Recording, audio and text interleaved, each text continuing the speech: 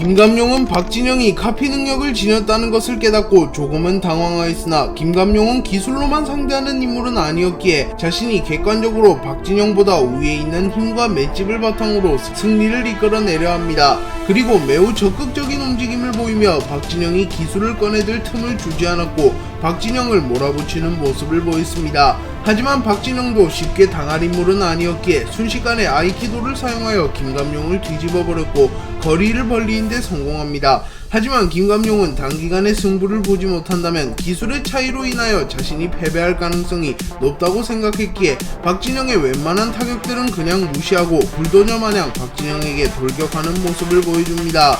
그리고 김감룡의 신체 능력만큼은 외모지상주의 역대 최고라고 봐도 무방하였기에 박진영은 김감룡보다 풍부한 기술을 가졌으며 무술의 숙련도가 높았음에도 결국 김감룡에게 패배합니다. 그리고 잠시 후 정신을 차린 박진영은 김감룡을 자신의 두목으로 인정하였고 김감룡도 박진영을 수하가 아닌 친구로서 인정하며 김감룡과 박진영은 단기간에 매우 가까워지게 됩니다. 김감룡은 이도규에 이어 박진영마저 쓰러뜨리며 강서, 강북, 강동의 지배자가 되었고 강남만 차지하게 된다면 서울을 수복하는 데 성공합니다. 그래서 김감룡은 곧바로 강남으로 향하여 강남을 통합하고자 했습니다. 하지만 최동수 측에서 먼저 김감룡에게 연락이 왔고 자신과의 1대1 대결에서 승리한다면 군말 없이 강남을 넘겨준다고 말하였으며 만약 김감룡이 자신에게 패배하면 강서, 강북, 강동을 자신에게 넘기라고 말합니다. 그리고 그 말을 들은 박진영은 이 조건에 응해봤자 자신들에겐 이득이 없으며 며칠 동안 회복한 뒤 강남에 쳐들어가서 전면전을 하는 것이 이득이라고 말합니다.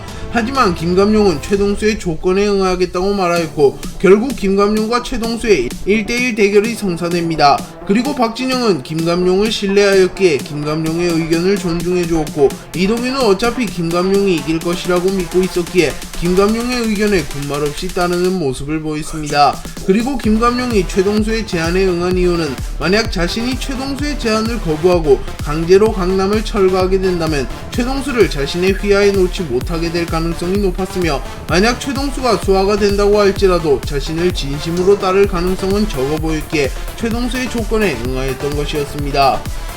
최동수는 강남을 지배하던 인물이며 엘리트라는 이명으로 이름을 떨친 인물이었습니다. 김감룡, 이도규, 박진영은 자신들이 한 지역의 두목이 되었음에도 불구하고 갈취를 하거나 지배자로서 군림하지 않았습니다. 하지만 최동수는 강남의 지배자가 된 이후 체계적으로 수금 시스템을 구축하여 많은 돈을 끌어모으고 있었으며 철저한 계급사회를 구축하여 무수히 많은 학생들을 착취하고 있었습니다.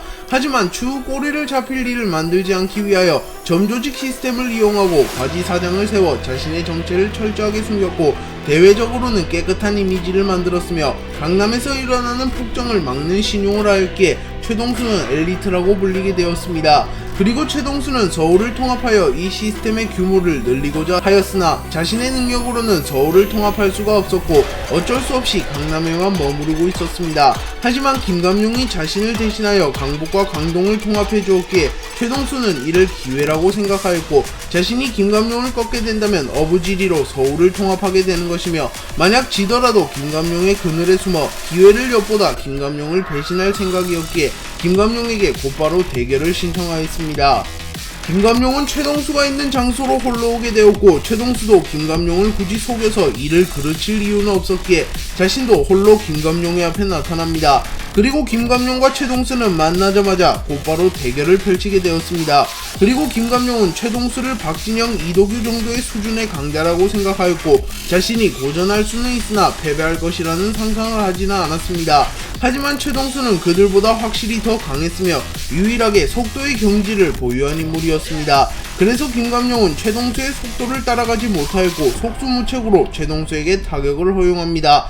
그리고 최동수는 강서, 강북, 강동을 통합한 김감룡이라는 남자가 생각보다 약했기에 조금은 실망하였고 확실한 승리를 거머쥐기 위하여 전력을 다하여 김감룡을 타격합니다. 하지만 그 순간 김감룡은 자신의 동료들을 떠올렸고 자신의 낭만에 반하여 자신을 지지해준 이도규와 박진영을 떠올립니다. 그리고 김감룡은 낭만의 경지를 각성하게 되었고 최동수의 속도를 따라잡는 모습을 연출하였고 속도의 경지를 가진 최동수에게 타격을 집어넣는 데 성공합니다. 그리고 최동수는 평생 동안 타격을 허용한 적이 없었기에 크게 당황하는 모습을 보였으며 김감룡 정도 되는 인물의 주먹을 정통으로 허용했기에 기동성이 크게 떨어지게 되었습니다.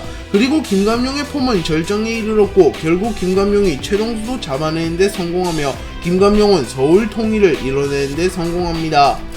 김감룡은 최동수, 박진영, 이도규를 쓰러뜨리고 서울을 통합하는 데 성공하였으며 최동수, 박진영, 이도규를 자신의 휘하에 두는 데 성공한 김감룡의 김감룡 주먹패는 명실상부 전국 최강의 주먹패가 되었습니다. 그리고 김감룡은 서울을 통합한 이후 전국을 통일하겠다고 선언하였고 이 소식을 들은 지방의 강자들 대부분은 김감룡에게 항복하였고 김감룡은 서울을 통일한 지 일주일도 안 된 짧은 시간에 전국의 90%를 자연스럽게 통합하는 데 성공합니다.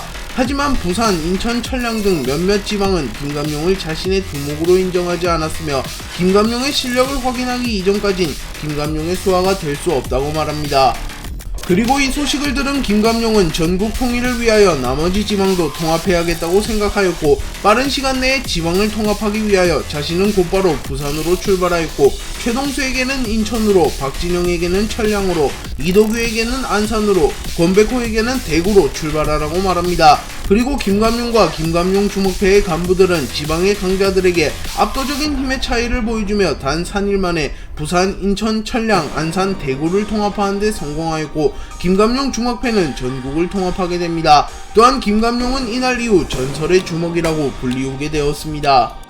김감룡은 전국 통일을 이뤄낸 이후 부정적인 영향보다는 긍정적인 영향을 주고 싶어 하였고 주먹으로 세상을 바꾸고자 했습니다. 하지만 주먹으로 전국을 통일한 것도 냉정하게 말한다면 애들 장난일 뿐이며 실질적으로 세상을 바꿀 만한 힘을 가질 수 있는 것은 아니었습니다. 또한 대한민국의 경제가 빠르게 발전하면서 대한민국은 점점 선진국이 되어갔고 주먹보다는 법이 앞서가는 사회가 되어왔습니다. 그렇기에 김감룡은 진정으로 사회를 바꾸기 위해서는 권력을 쥐어야 한다고 생각하였고 국회의원이 되어 합법적으로 세상을 바꾸는 것만이 진정으로 세상을 바꾸는 것이라고 생각합니다. 그래서 김감룡은 당시 김감룡 주먹패의 부두목이었던 최동수, 행동대장이었던 박진영, 최고 간부였던 이도규에게 자신의 권한을 모두 나눠주며 자신은 주먹으로서 은퇴하겠다고 말합니다. 그리고 권백호를 포함한 몇몇 부하들은 죽어도 김감룡을 따라가겠다고 말하였고 김감룡은 권백호를 포함한 몇몇 부하들을 이끌고 김감룡 주먹패를 탈퇴한 이후 국회의원에 출마하였습니다. 김감룡이 돌연 은퇴해버리자 김감룡과 함께 전국을 통일한 이도규, 최동수, 박진영이 권력을 쥐게 되었습니다. 그리고 박진영은 이미 전국 통일이라는 목표를 이뤘으며 김감룡도 떠나갔기에 자신도 주먹 생활을 청산한다고 말하였으며 박진영은 의학 공부를 하기 위하여 잠적합니다. 그리고 이도규는 별 생각이 없었으며 당장 눈앞에 보이는 것만 생각했기에 김감룡이 사라진 이후에 실질적인 1인자는 최동수가 되었습니다. 그리고 최동수는 김감룡이라는 억제기가 사라지자 과거 자신이 강남에서 사용했던 시스템을 전국적으로 가동하기 시작하였습니다. 그리고 최동수는 무식했던 이도규를 바지 사장으로 내세웠고 자신은 이도규의 그늘에 숨어버립니다. 최동수와 이도규는 김감룡이 사라지자 자신들의 사리사욕을 채우기 위하여 온갖 범죄 행위를 저지르기 시작하였습니다. 그리고 최동수는 성인이 되었음에도 불구하고 미성년자 주먹들을 포섭하여 전국적으로 전쟁을 일으켰고 새로운 전쟁의 시대가 열리게 되었습니다. 그리고 이 시대는 1세대라고 불리우고 있으며 전쟁밖에 없었던 잔혹한 세대라고 평가받고 있습니다. 최동수는 김감룡에게 패배한 이후 자신의 힘으로는 김감룡을 쓰러뜨릴 수 없다고 판단합니다. 그래서 최동수는 김감룡의 버금가는 인간병기를 육성하려 하였고 이지훈이라는 아이를 오랜 기간 훈련시킵니다. 그리고 최동수는 이지훈에게 자신만이 도달했던 속도의 경지를 가르쳐 주었으며 박진영이 사용하는 무술들을 유심히 관찰하여 어린 시절부터 이지훈에게 모조리 전수해 주었고 이지훈은 모든 무술을 마스터하게 되었습니다. 그리고 이지훈이 18세가 되자 최동수는 이지훈에게 1세대를 강제로 끝내라고 말하였고 최동수를 아버지처럼 여기는 이지훈은 최동수의 말을 듣고 강제로 1세대를 폐막시킵니다.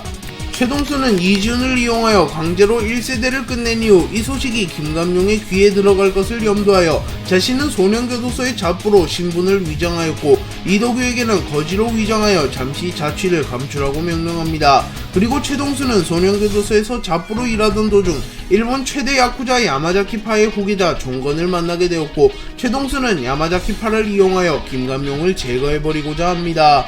종건을 통하여 야마자키파와 접촉한 최동수는 자신을 도와 김감룡을 제거해준다면 훗날 자신이 HNH그룹을 설립한 이후 야마자키파가 한국에 안정적으로 정착하는 것을 돕겠다고 말합니다. 그리고 야마자키파의 입장에서도 안정적으로 사업체를 늘릴 수 있는 기회였기에 이를 수락하였고 최동수와 야마자키파는 손을 잡게 됩니다.